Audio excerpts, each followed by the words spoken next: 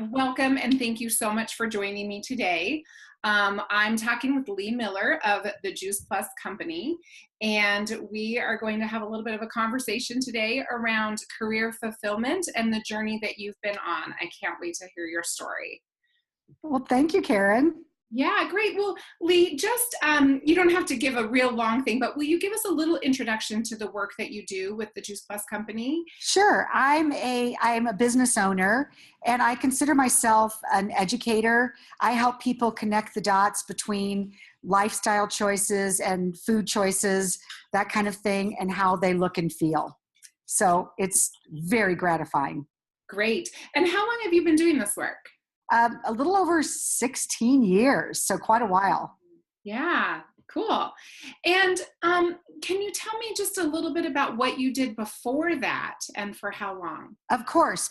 I have a degree in international business and French, and I had the privilege and pleasure of living in Italy when I first finished university and worked for an Italian appliance manufacturer, and it was one of the most wonderful times of my life. And then I came back to the U.S., and I had always thought I'd go to law school, but then that didn't seem so exciting after living in Italy. So I ended up working for the Aluminum Company of America. So I was in industrial sales long before women were doing such a thing. I was quite the novelty. And I was in packaging, which as aluminum goes, that was a little bit sexier than the rest of it. But I realized that I was in the wrong profession when I did a huge deal. I converted Fancy Feast dog food and cat food, Mighty Dog and Fancy Feast dog and cat food, from steel cans to aluminum cans for an easy open end. And that was worth about $25 million to my company. But I was on no straight salary, so I got a pat on the back and no increase in my paycheck. And I thought, okay, something's wrong with this picture. And then when something like that happened, we got to take our significant other, our spouse. For me, I wasn't married at the time, but we got to go to this great weekend and fly in the corporate jet and all that stuff with our client. And I got called in, and I was really looking forward to this really, 5-star long weekend kind of deal. And my boss called me in and said, "Oh, by the way, Leigh, you won't be going." And I said, "What do you mean I won't be going?" And he said, "Well, this is a little embarrassing, but the guy that had been my key contact at Carnation that made this product always would tell his wife, 'Oh, I've got to go out with that Alcoa sales rep again, Leigh.' And she just assumed Leigh was a guy. And so he didn't want his wife to realize that Leigh was, at this point I was like 25 years old. I was a triathlete. I was, just an attractive young woman, and he didn't want her to know that he'd been going out to dinner with me. So even though, it was just, and he was like my dad's age. So I thought, something's wrong with this. So anyway, I became an entrepreneur instead. Wow. What a story, boy. Geez, yes. Gotcha. Well, thanks for sharing. That's really interesting. And, it sounds like a real change too for you. I married in the interim and had kids, and so I took some time off I knew the corporate thing wasn't what I wanted to do long term, and I really loved being a stay-at-home mom. That was great, but I wanted something more, and I just count my blessings every day that I ended up where I am. Right. Great. Well, thank you for sharing. I'm going to ask a couple of scaling questions. So I'd like to ask, on a scale of 1 to 10, with 1 being like not at all satisfied, even a tiny bit, and 10 being I'm so satisfied I could never possibly want anything else. How fulfilled do you feel in your career right now? I'd say a 9. Okay. And then using the same scale from 1 to 10, how fulfilled do you feel in life in general? That's kind of the timing's a little bit interesting with that question, because we just sold our home to be just 100% raw and real. My husband and I are going through a separation, but in every other, so there's some turmoil in my most intense or most important personal relationships. But if I take that aside, then I'm a 9 or a 10. I have a really rich group of friendships and relationships and areas that I participate in the community and sports that I love to do. And so everything else, touch wood, is sailing on pretty smoothly. So, Right, and right. it's a good thing. I'm really happy about this. I think it's going to be really good for me in the long run, one way or the other. Gotcha. Well, thank you for sharing that. I absolutely totally want these interviews to be real because we're all real, right? And sometimes I think that we can think that we're supposed to be more than, and that's not real. That's not real. No, I'm So, learning the vulnerable piece I've done some coursework with Brene Brown and yeah, vulnerability. So I was selected by my company, by the Juice Plus company. We're really big on personal development and personal growth. And I got to be part of the flagship program that she created for the Juice Plus company. So that was one of the things that gave me the courage to really address some personal issues. So right, right.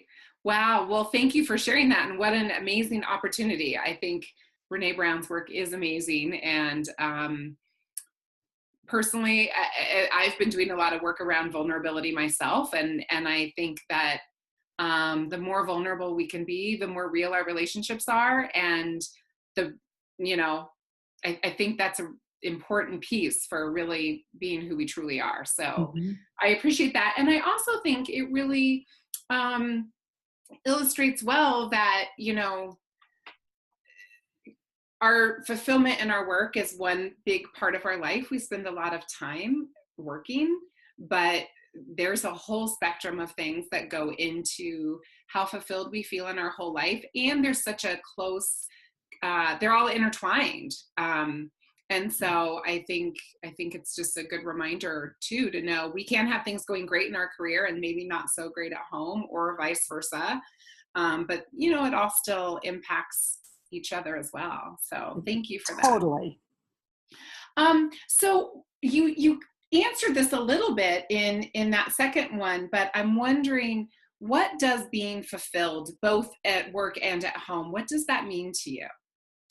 To me, it means I get out of bed before my alarm clock almost every morning. I just set the alarm just in case I get into a deep sleep. I don't have to worry about what time I'm going to wake up, because sleep, as you may know, is the new sex. Like, getting a really good night's sleep is a really big deal.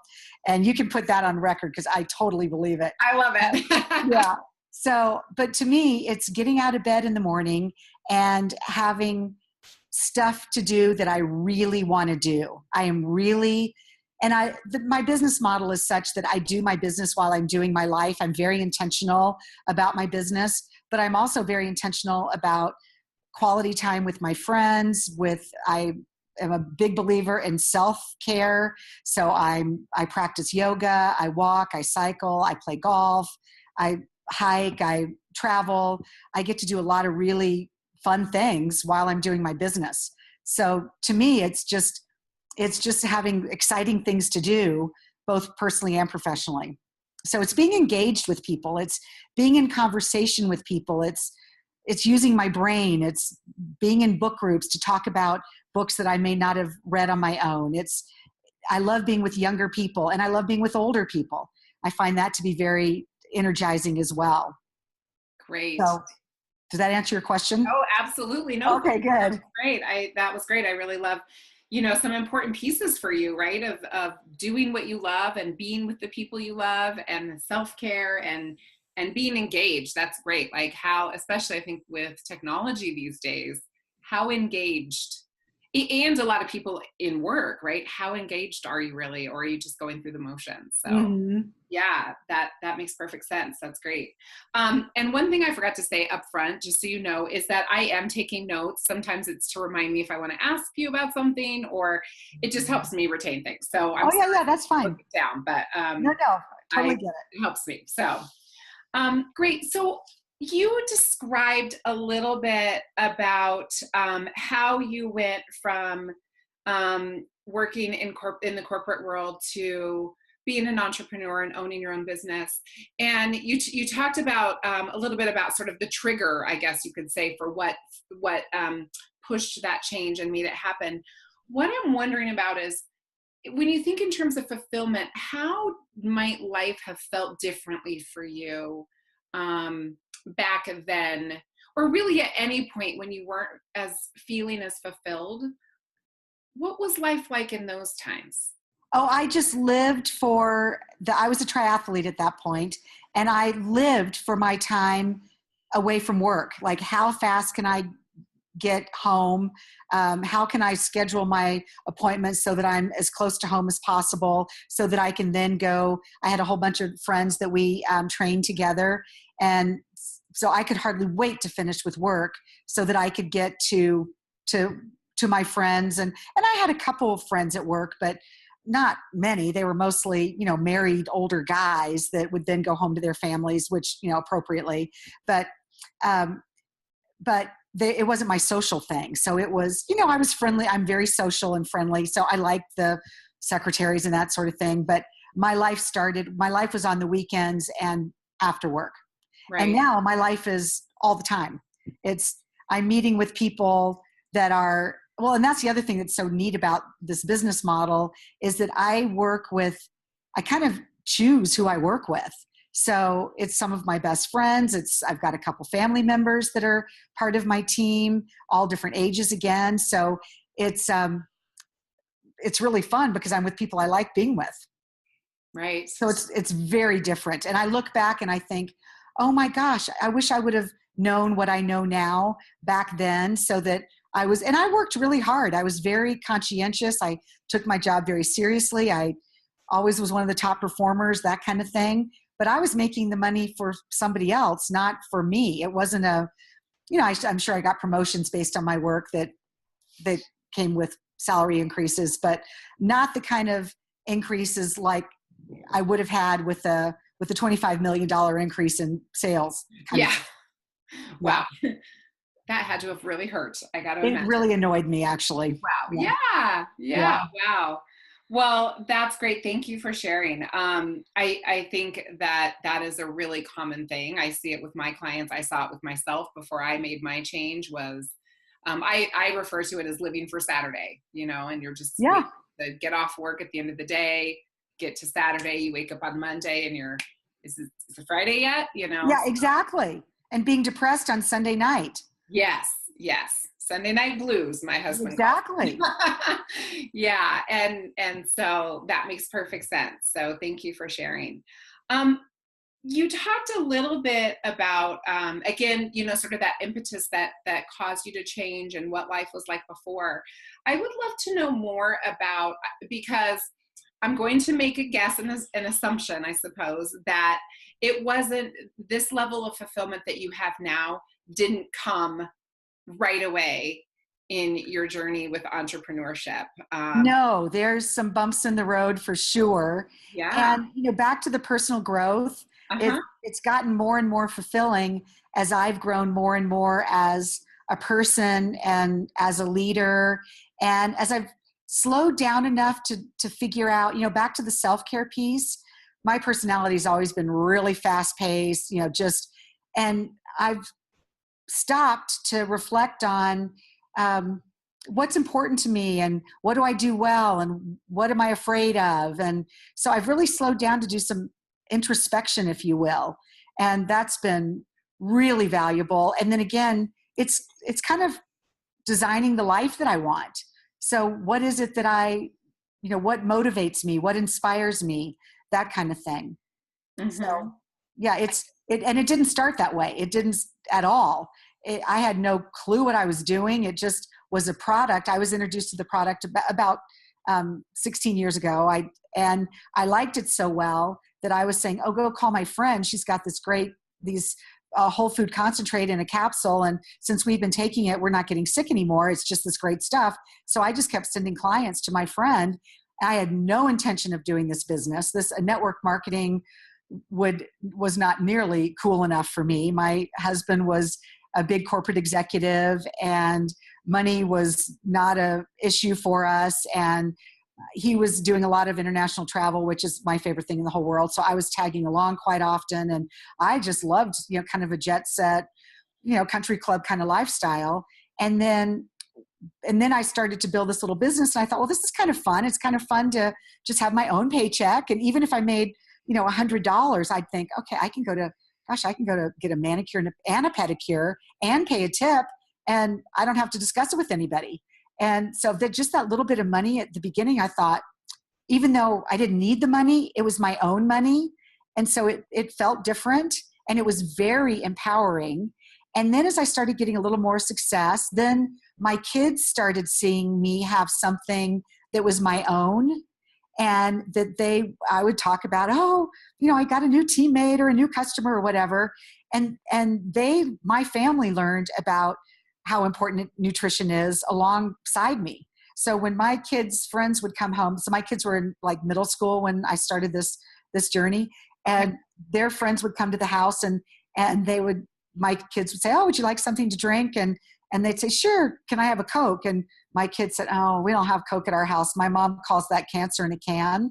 And the kids would think, and so I was so proud, like I would just be smiling, and the kids just thought that was the funniest thing. And they would call, "Oh, there's Mrs. Cancer in a can." And it was just really great. And then they would come and they would know that at our house, who knows what their snack would be. It could be a steamed artichoke. It could be, stuff that they'd never heard of or seen before. And my kids were really proud of it. And, as I started to do better and better, and one of my daughters said, "Mom, my 8th grade class is going to Paris and I'd love to go." And, "Well, how much is it going to cost?" And, "Well, how much babysitting do you think you can do?" And I said, "All right. And Juice Plus can pay for the rest of it." So, again, it didn't have to be something that went in, where are we going to fit this in the budget and all that stuff. It was, Mom can pay for it with a Juice Plus business. And that feels really good. Right. Great. Well, thank you for sharing. Yeah, it sounds like there were a lot of pieces, and it really does sound like it was a journey. It's been a journey. That started. And it's still going. Yeah. Which I guess is how life is, right? It is. A journey that keeps going. So yeah. I guess what I wonder then is, what do you, like, you talked about the things that really helped you reach that point of feeling more and more fulfilled. That is such a mouthful to say for me. What were some of the biggest struggles along the way? And it could, I mean, you talked a little bit about with your corporate job, so it could be from those things, or even through the journey as being an entrepreneur. Well, that is, at first, I didn't have quite the financial pressure that I do, that came along after my husband left his big corporate job to start his own company. And that is not for the weak of heart, let me tell you. It's, that. So suddenly my little fun money of going to get pedicures and letting a kid do a special trip over the summer became very integral in making our mortgage. So it became really a serious business for me. And I didn't want to go back to a job, that idea of, I jokingly say, friends don't let friends work in cubicles. And I just really didn't want to go get a traditional job, because I value my time freedom so very much. My daughter lives in San Francisco now, and I'm growing a team in San Francisco. So I write off my trips to visit her. My best friend happens to live in Mill Valley, so I get to stay with her, and my daughter's right on the other side of the Golden Gate Bridge. And yet I'm very intentional about my business there. It goes in my suitcase with me everywhere. So that's been a really good thing. But the hard part about the transition was, I was used to playing golf. I played on a team. I played all the time. I treated my business like a hobby at the beginning. And in fact, today I got invited to play golf, and I had to say, and I would have anyway, Karen, but I said, no, I have an interview. And, this is a job that I take, well, it's not a job, but it's a passion that I take very seriously, and my commitments very seriously. So I put everything through the funnel now of, does this help me reach my goals? And if it does, then I do it. And if it doesn't, then I don't do it. And I got asked to play in a golf tournament tomorrow too. And the old me would have said, oh, absolutely, I can do that. I can rearrange a lunch that I have with one of my teammates, no problem. But then I thought that the golf would be really fun, but it doesn't help me with my goal. Having lunch with my teammate helps me with my goal. And so I've had to just adjust my thinking to, this is not a hobby. This is my career.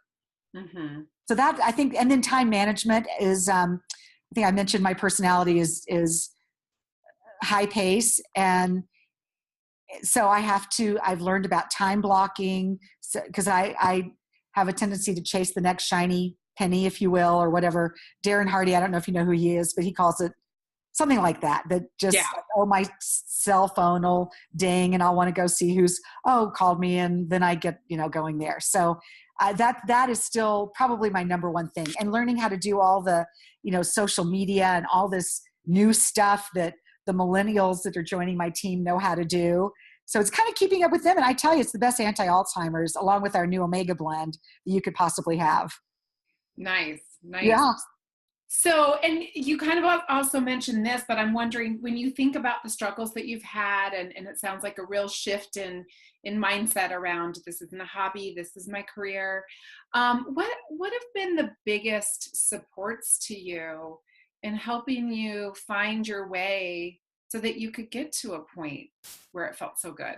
I've got a couple friends that are really wise. One of my friends, she's been a corporate executive. She's been a very, very successful businesswoman. She's not in the Juice Plus world, but she's has been such a mentor in knowing my numbers, knowing what my goals are, what activities do I need to do to achieve those, kind of the SMART goals, the specific, measurable, attainable, all that. She's really been very faithful in keeping me on track. And then my team, that's the kind of the neat thing about this business model, is people want you to succeed. And I've got so many great mentors and role models that have just, I wouldn't be able to do it without them. Right. Yeah. It's been, just so rewarding. And then in turn, I can teach others what I'm learning and help other women be empowered. And it just gets you jazzed. No doubt about it. Right. And men, not just women, men too. Gotcha. Yeah, that's great. So it sounds like you've really had, between your friends and your team, you've had a lot of people, sounds like your team above you and your team below you. You've had a ton of mentoring and teaching and accountability. And my parents, my dad was a corporate executive, and he's been my biggest cheerleader. Like, how close are you to your next goal? And what do you need to do? And he gets me customers. My dad, I have a very, very handsome father that's very fit, and he's a very good golfer. And at the driving range, and he's 88 years old and still playing golf. And he's quite remarkable. And people will just say, what's your secret? And he said, oh, well, Juice Plus. He wears a Juice Plus hat. This Juice Plus that my daughter has me taking has really helped me, stay well and mentally alert. And he gets customers for me all the time. It's great.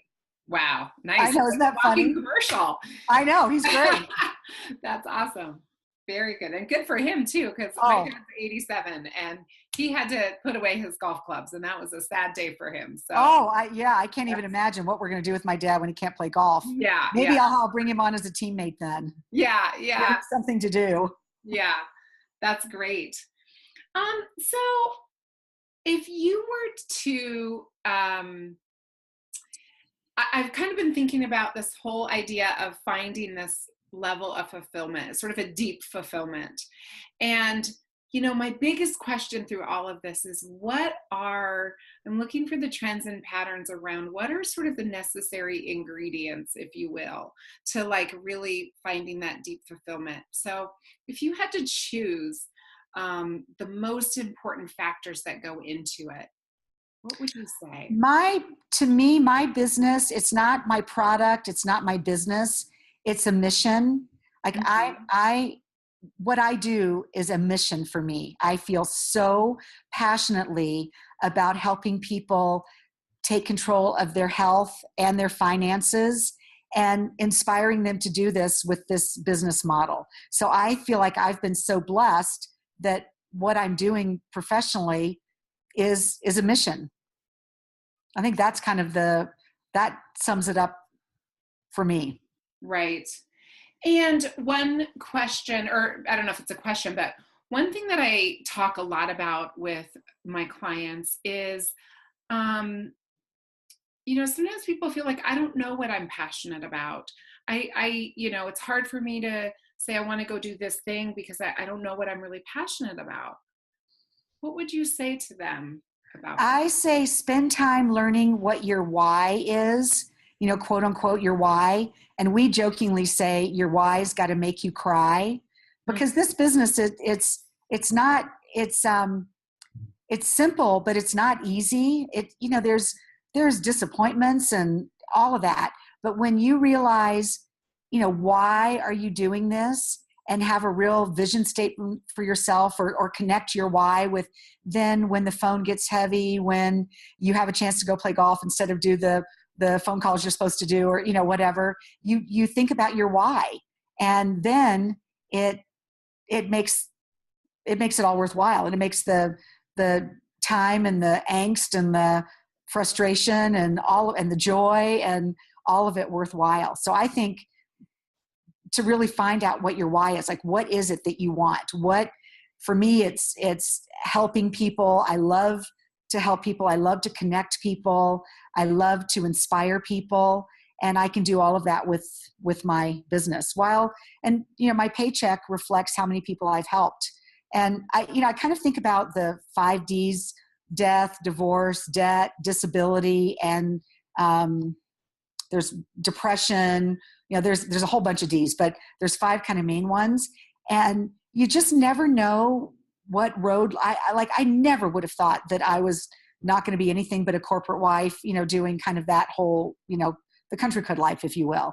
And that's not how it's turned out at all. I've had to take control of kind of taking care of myself for a bunch of different reasons. And I am so grateful that I have this to fall back on, because I've got a community that's supporting me, for one thing, through, a challenging time. And I can take care of myself financially. And I'm just could not be happier. And I have no debt, and it's all because of this business. Mm-hmm.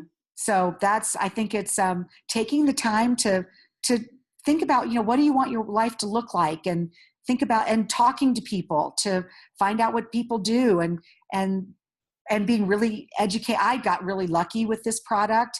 As now I look at compare our business model with other ones, I think, oh my gosh, I mean, talk about being lucky. I wouldn't trade it for anything that I've encountered, and I have encountered them all. So I'm, really pleased with that part of it too. So that's what advice I would give people, is really work with the coach, find out, you could be very helpful in helping people uncover what their passions are. So I think that intrinsic, so when the value of it is intrinsic, it's not because your sister's making you do it, or you don't want to disappoint somebody, or you want to make a bonus or whatever. Those things, sometimes they work, sometimes they don't. But when the motivation is intrinsic, that's when you've got a good thing going. Yeah. Yeah, I agree. I think that's really true. And I think that really ties well back to what you said, about your journey, is that as you grew as a person and a leader, and as you slowed down and you took time to take care of yourself and to be introspective, that through that process, it sounds like you were able to find those answers for yourself. Um, I think sometimes there's a lot of those shoulds and supposed tos out there. Don't should on yourself. Yeah, and when you buy into that, you may not be doing anything you want, and you really have to find what that is for yourself. That causes stress and discontent, and yeah, the shoulds and the are not a good thing. Yeah, should, supposed to, yes, Yeah. none of that. It's so funny. I always say to my kids, my family, like, I try not to, don't shit on me, and I won't shit on you, and I try not to shit on myself. And Yeah. I used the word should the other day, and they're like, Mom, yes, shit on me. And I'm like, yeah, let me rephrase that. exactly. Yeah. I'm still learning that, Karen, and my kids are 26 and 21. Yeah. Yeah. It's hard, especially I do think it's the most challenging for me with my kids. I do find I'm much I'm more able to remain objective with my clients than I am with my kids. Yeah, I think that's pretty typical. Yes, I think so. Yeah. Great. Well, thank you. So you are at this point where with your career, you have a real large feeling of fulfillment. And even in your personal life, with a few newer Yeah. situations accepted. Given that, what do you think is next for you on your journey? Oh, I am so happy with the path I'm on right now. I'm going to continue to grow. My goal is to have an international team. I've got clients in Canada and the UK, but I want to have teammates.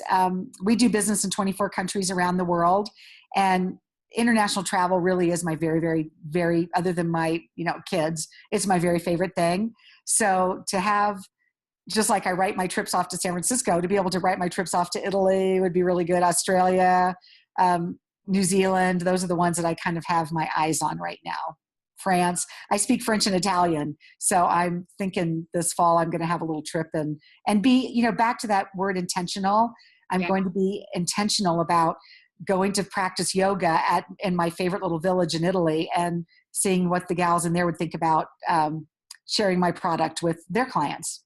So that's going to be really fun. And Zoom has just changed our world because, we can I'm doing a Zoom call tonight for, I suspect, maybe 30 people will get on, something like that. So that's going to be kind of a fun little training thing I'm doing. So nice. That's a great tool. Since my team's all over the US, but I want it to be international. So that would be my next goal. And then just to keep, I'm hoping that my son has his toe in this business. I'm hoping that my daughter will think about it down the road. There are a lot of family groups in this business, which is fun.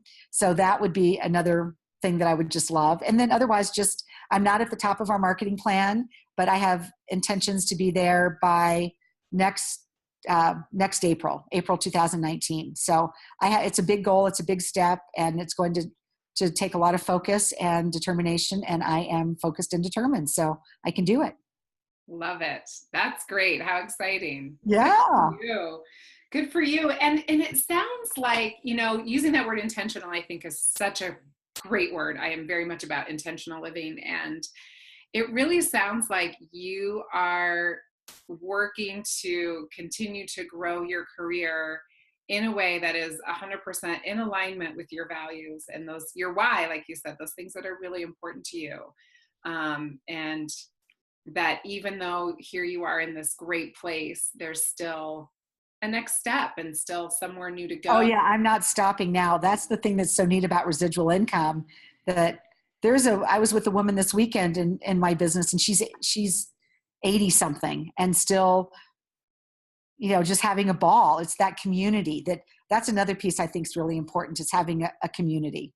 Yeah. And I love that about my customers and my teammates. And I try to make an experience.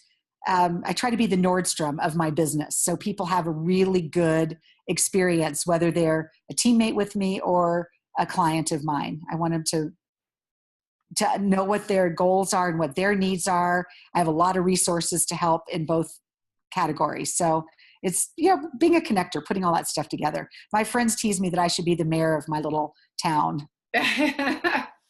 Nice. I'm not taking that on, though. I am not. Yeah, like you can.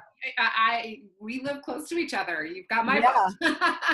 Well, I'll let you know if I change my mind. But right now, it doesn't. In my funnel, it doesn't help me with my business. So. Yeah, not at all. Right. Nope. Yeah, that'd be a little bit of a left turn. Yes. Yeah, that makes perfect sense. But no, well, I thank you so much for sharing your story. I think it's so inspiring, and I just appreciate you being willing to take the time. Is there any last thing you'd like to share or say? Just for people to be, back to that, put your own oxygen mask on first. They say that on the airplane, but I think that's just such a great visual. And there's a reason for doing that. You can better take care of the others, those around you. So I jokingly say that to my younger moms that are just exhausted and feel guilty if they go out to have go to a class or have a glass of wine or whatever. It's that self-care piece is really important. You'll do a much better job taking care of others if you're taking care of yourself first. Yeah, that very true. Very true. Great. Well, thank you so much, Leigh. I appreciate your time today. Thank you. I feel honored that you invited me to be on.